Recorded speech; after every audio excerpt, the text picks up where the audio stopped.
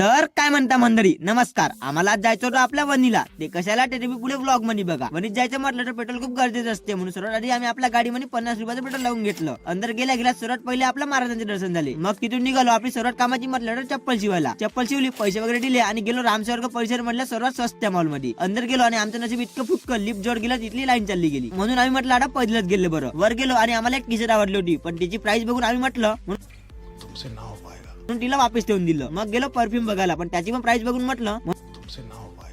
म्हणून त्याला पण वापस ठेवून दिलं. मग त्यानंतर पुन्हा आपलं नशीब बघावं म्हटलं किती छान आहे तर, म्हणून लिफ्ट जोड गेलो. तर खरंच यावेळेस नशीब छान निघालं. लिफ्ट उघडली आणि आम्हाला इतकी खुशी झाली ते तुम्ही विचार पण नाही करू शकणार. त्यानंतर खाली आलो, 2 आईस्क्रीम उचलल्या आणि गेलो वणी मधल्या सर्वात फेमस असलेल्या पाड्यावरच्या चायच्या दुकानामध्ये. तिथला चाय पिला आणि चायसोबत पाणी पण फ्री होतं म्हणून पाणी पण पिऊन घेतलं. आता इतकं सगळं केलं पण आपल्या पोटाला उपाशी ठेवलं होतं, म्हणून गेलो थोडी पेट पूजा करायला. इथे येऊन खूप खुशीने बसलो, पण येत होता बहुत त्रास. पण सबर का फल मीठा होता म्हणतात ना, तसं इथला चायनीज पण खूप टेस्टी. मग तिथून गेलो आणि म्हटलं त्यानंतर पकडला आम्ही आमच्या घरचा रस्ता. तर कसा वाटला तुम्हाला आमचा ब्लॉग कमेंट मध्ये नक्की सांगा आणि फॉलो करून पण नक्की जा.